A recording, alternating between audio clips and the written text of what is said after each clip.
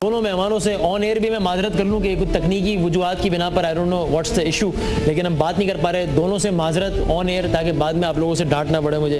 हारून साहब, अब इस पर आप कमेंट कर दें और आई होप कि अब की दफ़ा ये तकनीकी प्रॉब्लम हमें इजाज़त देगा कि हम अपनी बात मुकम्मल करें। पहले मुझे ये बता दें, जो जैद हामिद साहब ने तो बड़ी अजीब व गरीब बात कर दी है। वो कह रहे हैं मैं इस बात से ही इख्तलाफ नहीं, शदीद इख्तलाफ करता हूँ कि इस पर कोई दो राय नहीं है कि उसामा मारा गया है। आपका इस पर क्या ओपिनियन है? उसामा मर तो गया ना आज अमरीकी फोर्सेस के ऑपरेशन के नतीजे में, या आपको इस पर भी शक है हारून साहब, जैद हामिद साहब की तरह? नहीं, मुझे शक नहीं है, इसलिए कि ड्रामे होते हैं तारीख में, डिस्टॉर्शंस भी होती हैं, झूठ भी बोले जाते हैं, मगर इस बड़े पैमाने पर इतना बड़ा ड्रामा कभी नहीं होता। यूं तो लोग इस बात पर भी यकीन नहीं करते कि इंसान चांद पर उतर गया था। अमरीकी फरेबकार हैं, जालिम हैं, धोखा देते हैं, झूठ बोलते हैं, मगर इस तरह का ड्रामा स्टेज करने का फायदा नहीं है, इसका नुकसान होता है, इसलिए मैं इस पर यकीन करता हूँ। नंबर 2 जो सवाल आपने उठाया है वो ये है कि एबटाबाद में और ज़ाहिर इंडियन मीडिया उसको खास तरह से प्ले कर रहा है और वेस्टर्न मीडिया भी करेगा। पाकिस्तान के खिलाफ बड़ी नफरत फैलाई गई है, इसलिए कि हम दर हकीकत उनके हलीफ हैं तो नहीं, हमें तो ब्लैकमेल करके शामिल किया गया है। तो ये बिल्कुल वाज़ेह बात है कि इस तरह के लोग किसी एक जगह पे नहीं होते। आप यासर अरफात को देखें या हिकमत यार को देखें, किसी को भी देखें, जितनी ऐसी तहरीकें हैं लोग मूव करते रहते हैं। बज़ाहिर ऐसा नजर आता है कि उनके बहुत से ठिकाने अफगानिस्तान में भी, कबायली इलाके में भी, अलकायदा के यहाँ भी, और ये हरकत में रहे, ये किसी के तहफ़्फ़ुज़ में नहीं थे। इस तरह की चीज़ छुप सकती ही नहीं है और यहाँ वो देर से बज़ाहिर ऐसा लगता है कि नहीं थे, और यहाँ कुछ और लोग मुमकिन है उनके कभी आते जाते हों, कुछ मकामी लोगों को भी वो ज़ाहिर इस्तेमाल करते होंगे, और जब उन्हें पता चला तो तेज़ी से उन्होंने कार्रवाई की है। ये अलबत्ता सवाल बाकी है कि इसमें पाकिस्तानी इंटेलिजेंस का कितना कोऑपरेशन है, और अगर है तो जाहिर है कि बहुत अच्छे अदारे इसमें मुलव्वस नहीं होंगे, ISI होगा, बहुत सी, अगर है, मैं ये कह रहा हूँ, बहुत सी चीज़ें अनफोल्ड होंगी, फिर हम हतमी तौर पर कह सकेंगे कि असल में मामला क्या है। ओबामा को इलेक्शन जीतने के लिए इसकी ज़रूरत थी, अमरीकियों को इस फतह की ज़रूरत थी, इसके लिए वो दीवाने हुए जा रहे थे, हर एफर्ट वो पुट कर रहे थे, और उसका वक्त आ पहुंचा था, इसलिए हादसा मेरे ख्याल में हो गया है। अच्छा हारून साहब, लेकिन मुझे ये बता दें, चूंकि जैद साहब जो बात कर रहे हैं ना, वो उसके पीछे वो ये एक लॉजिक ये देते हैं कि भाई अगर वाकई पकड़ा गया है, अगर वाकई मार दिया है, तो जिस तरह आपने सद्दाम को दिखा के बताया था कि देखिए ये सद्दाम पकड़ लिया हमने, इस तरह दिखाएं तो सही ना कि देखें ये मार दिया, ये उसकी वीडियो है। अब वो न्यूयॉर्क टाइम्स स्टोरी डाल रहा है कि जनाब हमने तो, अमेरिका ने उसको दरिया में उसकी लाश दरिया बुर्द कर दी है। तो ऐसा कोई इमेज अब तक, ऐसी कोई वीडियो क्लिप हारून साहब क्यों नहीं आई है सामने, जिसकी वजह से कम से कम ये बहस खत्म हो जाए, चाहे कितने ही छोटे हल्के में बहस क्यों नहीं की जा रही, लेकिन बहरहाल एक पॉइंट ऑफ व्यू है, तो ये बहस खत्म हो जाए कि जी उसामा मर गया है। नहीं, उन्हें अमरीकियों को ये बहस खत्म करने से क्या दिलचस्पी हो सकती है? हिटलर को भी लोग नहीं मानते थे, अब तक लोग नहीं मानते हैं। सवाल ये है कि क्या उसामा बिन लादेन जो है वो सद्दाम हुसैन है? सद्दाम से तो नफरत करने वाले बहुत थे, उसका बिल्कुल एक और इमेज था, इसका एक, आप कह रहे हैं ना उसको कत्ल कर दिया गया और हलाक कर दिया गया, बहुत से लोगों के नज़दीक वो शहीद है, और उसको दरिया बुर्द कर दें या जो मर्जी कर दें, उसका मज़ार तो खैर बनाने के वो मुतहम्मल ही नहीं हो सकते, उसकी लेगेसी बाकी रहेगी। आपकी लेगेसी रहे या न रहे, खून की लेगेसी बाकी रहती है। 1200 साल हो गए हुसैन बिन मंसूर अल्लाज को मरे हुए, और बड़े सूफियों के नज़दीक उसकी कोई हैसियत ही नहीं है। बहुत से बहुत रियायत दी जाए तो वो कहते हैं कि खामोशी इख्तियार की जाए, जैसे दाता गंज बख्श ने कहा, लेकिन 1200 साल से वो तमाम मुस्लिम ज़बानों में एक लहकता हुआ इस्तारा है शायरी में, और एक सिंबल है। तो लेकिन कोई इमेज क्यों नहीं आया? दिखा भी मैं भी जाता हूं जैद हामिद साहब की तरफ, लेकिन आप बता दें अब तक क्यों, मतलब कोई वजह है कि कोई वीडियो क्लिप, कोई इस तरह का प्रॉपर इमेज तो इसकी आई नहीं। मैं वजह जब तक मेरे पास इंफॉर्मेशन ना हो और सारा मौका मैं देख रहा हूँ, मैं नहीं कह सकता, लेकिन बज़ाहिर जो है वो ये हो चुका है वाकया। अब ये क्यों नहीं दिखा रहे? मुमकिन है इसलिए नहीं दिखा रहे, उनसे हमदर्दी की लहर और बढ़ेगी। हमदर्दी की लहर तो है, अमेरिका के खिलाफ नफरत है और उसकी वजूहात है उस नफरत की। चले तो जैद हामिद साहब आप बता दें, आपको मतलब क्यों, मतलब अब तो ये यानी यमन में अलकायदा के तर्जुमान उसकी तस्दीक कर रहे हैं, मतलब सब कुछ हो रहा है। तालिबान कह रहे हैं कि इसको हम रिएक्ट करेंगे, हम सियासी क़यादत को निशाना बनाएंगे, हम जरदारी साहब को भी नहीं छोड़ेंगे, वो सब रद्द-ए-अमल दे रहे हैं और आप कह रहे हैं कि जी मुझे तो इस वाक़े की सदाकत पर ही शक है। वाई? देखिए वसीम, जिस बात हमने आपसे पहले कही कि अमेरिकन फॉरेन पॉलिसी की बुनियाद झूठ, डिसइंफॉर्मेशन, प्रोपेगेंडा और लाइज के ऊपर है। आज की पूरी दुनिया, इससे पहले कि मिलिट्री ऑपरेशन किया जाए, उससे पहले पूरी दुनिया में इंफॉर्मेशन वॉरफेयर का तूफान बर्पा किया जाता है जो झूठ पे मबनी होता है। मिसाल हमने आपको इराक की जंग की दी थी, वो मिसालें भूलिए नहीं। पूरी दुनिया में जदीद दौर में जंग करने के यही तरीक़ेकार हैं कि पहले आप डिसइंफॉर्मेशन, लाइज, प्रोपेगेंडा क्रिएट करते हैं। मीडिया और इंफॉर्मेशन वो जंगें करती है जो जमीन पर फौजें नहीं करती। आपने ओबामा का वो बयान भी देखा है जो उसने डेविस के बारे में कहा था। यही ओबामा था जो बड़े कॉन्फिडेंस से आकर अपनी कौम के सामने कहता है कि डेविस हमारा डिप्लोमेट है, हमारा सिफारतकार है और पाकिस्तान को इसको सिफारती बुनियादों पर रिहा करना चाहिए।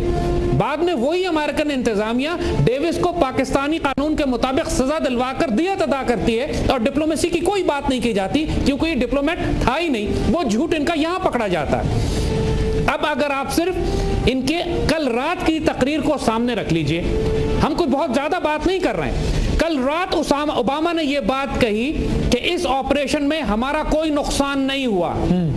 अब ये देखिए कि दुनिया को यह बात मालूम है कि इनका अपाची हेलीकॉप्टर वहां मारकर गिराया गया है, उसका जिक्र ये क्यों नहीं कर रहे हैं? ये तो कह रहे हैं हेलीकॉप्टर गिरा है लेकिन नुकसान नहीं हुआ, बल्कि ये भी कह रहे हैं कि हेलीकॉप्टर मैकेनिकल फॉल्ट की वजह से गिरा है। एक वर्जन ये भी है, तो हेलीकॉप्टर गिरा है लेकिन नुकसान नहीं हुआ। जी एक बैटलफील्ड एरिया में एक हेलीकॉप्टर गिरता है इनके मुताबिक ऑपरेशन करते हुए, इनको न्यूयॉर्क बैठे कैसे पता लग गया कि टेक्निकल फेलियर था?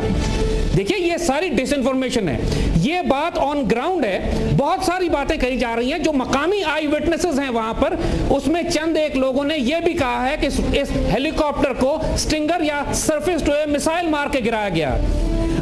अब ये कहेंगे कि सरफेस टू एयर मिसाइल वहां पर कहां से आया, तो वहां सिर्फ दो ही फोर्सेस हो सकती हैं, या तो वहां कोई वाकई अफगान मुजाहिदीन के या तालिबान के या अलकायदा के कोई एलिमेंट्स हो, या फिर ये कि पाकिस्तान की वहां पे जो पीएमए की प्रोटेक्शन बटालियन है उसने मारकर गिराया हो।